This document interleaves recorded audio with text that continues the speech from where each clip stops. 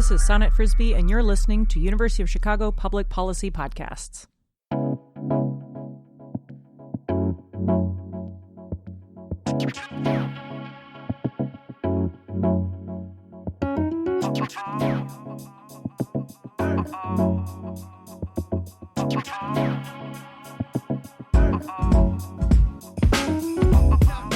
Welcome to the University of Chicago Public Policy Podcasts. This is UC3P, our eponymously named podcast on policy, politics, and current affairs. My name is David Raban, and I'm the production manager for what we like to call the main page. Today, we talk with John Bouman, president of the Shriver Center. The Shriver Center is a legal aid nonprofit that works on issues of poverty. We talked with Mr. Bouman about poverty in America, progressive income taxes, and how racial injustices intersect with poverty. Before we get into the interview, I have a couple quick notes. First, we significantly shortened this interview for length. Second, we re-recorded our questions so that they would be more clear. That said, we didn't change any of the substance or move segments around. With that out of the way, let's get straight into the interview. Without further ado, here's the president of the Shriver Center, John Bouman.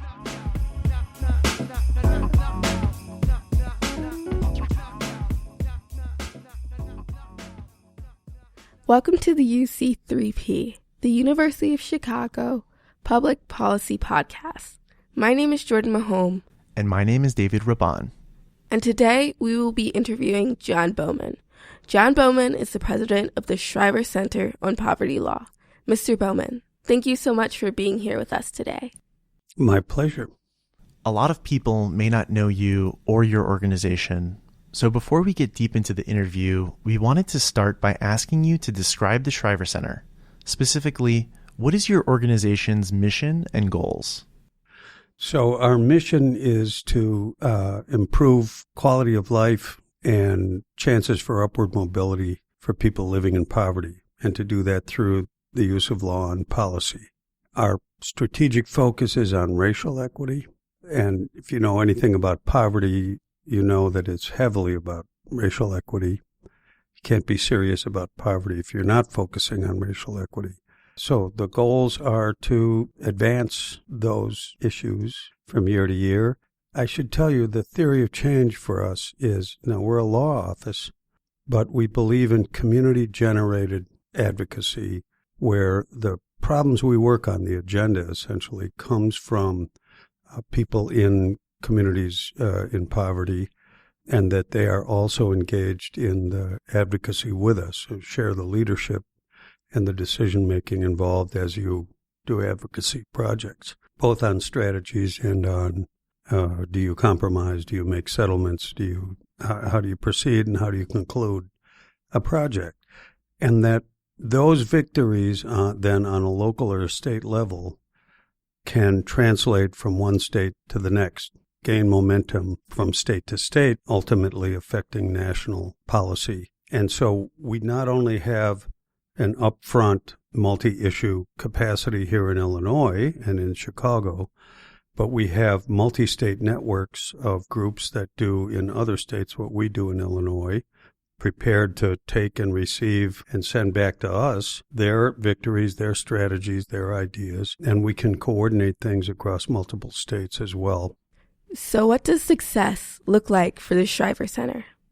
Success for us looks like progress on quality of life and upward mobility and racial equity every year, and that progress is transmitted from state to state, and that from issue to issue, momentum is built towards national change. Let's talk more about poverty. Can you please describe to our audience what poverty in America looks like today? Okay, sure. And, I have a 5-second answer and a 5-day answer. But I'll say poverty is much more complicated than the official poverty rate. And it is very black and brown. It's very female. But it also, of course, affects other people as well, white people and men. But, these grounds for disparate treatment are a big feature of poverty. I would say about twice, 200% or so of the official poverty rate is sort of the practical level at which people sort of transfer from being, in a practical sense, poor to being more sort of working poor. Also, there's a significant aspect of wealth inequality where people are unable to accumulate anything like a rainy day fund or a home, assets to get them through a problem or to transmit to the next generation. And a big part of intergenerational poverty is the fact that people who are poor are not able to accumulate those kinds of assets that can help the next generation to be better off. Let's get into the weeds on poverty. Right now, for a single person under the age of 65, the federal government says you live in poverty if you make less than $13,300 per year. If you're in a family of 4 with 2 kids under 18, that number is just under $26,000. So from what it sounds like, you're saying that number should be higher, right? Is the federal government lowballing what poverty looks like? Yeah, and everybody sort of knows it. The poverty rate started in the mid-50s, and it was just a sort of back-of-the-envelope sense that, what people spend on groceries is roughly 30% of what they spend on everything, so we'll say that typical grocery basket times 3 is the poverty rate, and that it wasn't more scientific than that. But it's grown into this measure that is the benchmark for a host of programs. Fortunately, the Congress and the agencies that administer those programs like SNAP and Medicaid and so on are starting to establish eligibility benchmarks for those programs at some super percentage of poverty. So 200% of poverty, 150% of poverty, and so on. So that the poverty programs are actually being benchmarked using the official poverty level, but some multiple of it. So, what do you think is the most miscommunicated thing about poverty in America today? Well, I think it's the same sort of thing that infects civil rights and other kinds of equity. It's this tendency to stereotype, to think people are poor because they're unmotivated or they want to be or they're freeloading or whatever. There are a host of reasons why people are poor. There are a host of resiliencies they have that are different from each other that enable them to escape poverty.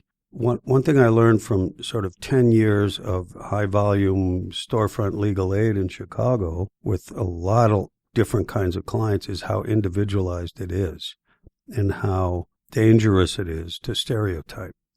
People have a lot of resources.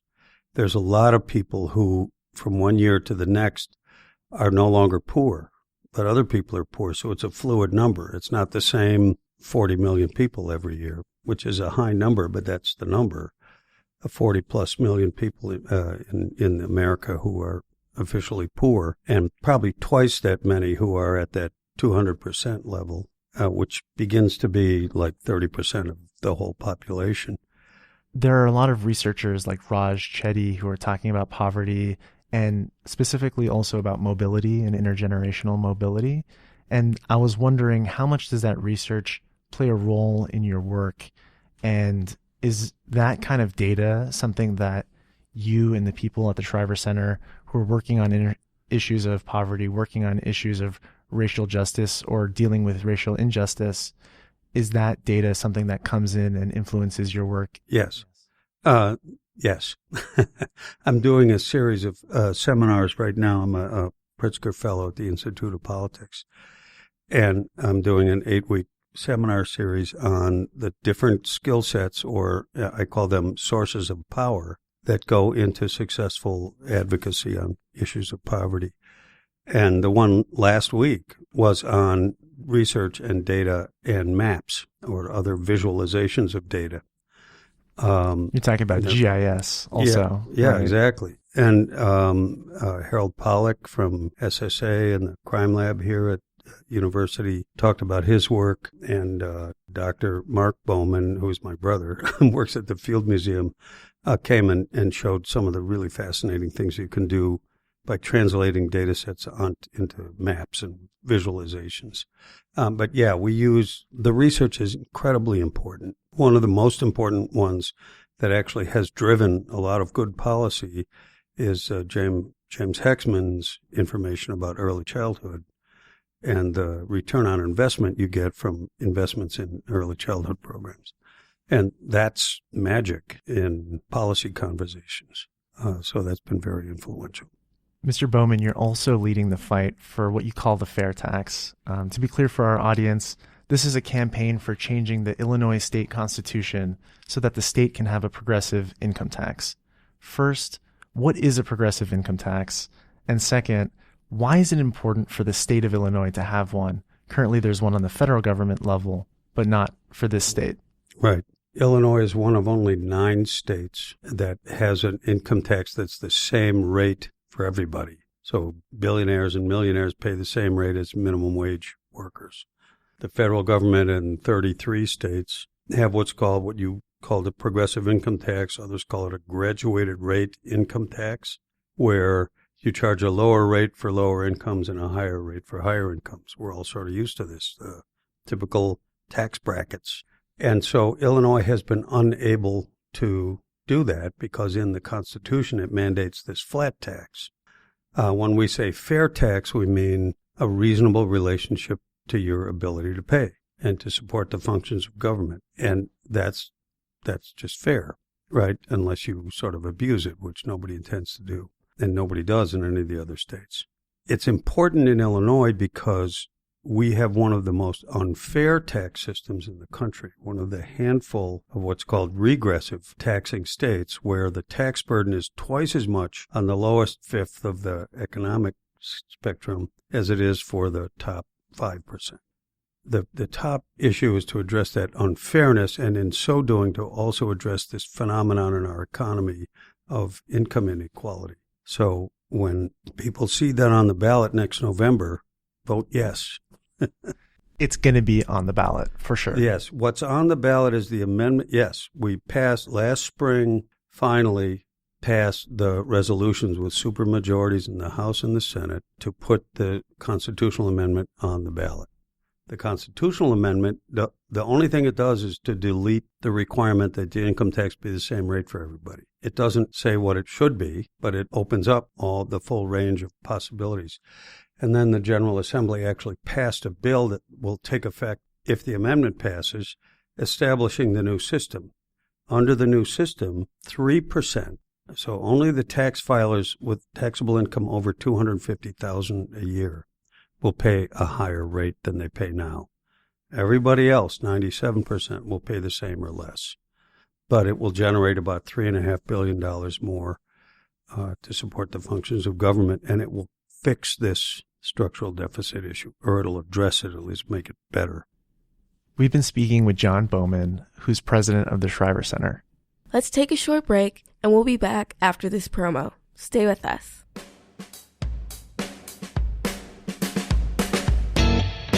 As China's role grows greater on the global stage, you want to stay up to date on the issues most pressing to China both domestically and internationally.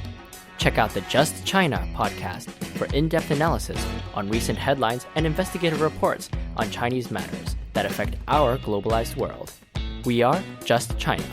Find us on Apple, Spotify, or wherever you enjoy your podcast listening. And we're back with John Bouman, president of the Shriver Center. We'd like to now discuss racial justice. What are some initiatives that the Shriver Center is pursuing to combat racial injustice, and why has it chosen those initiatives? Well, everything we work on is generated by problems that emerge in communities we serve.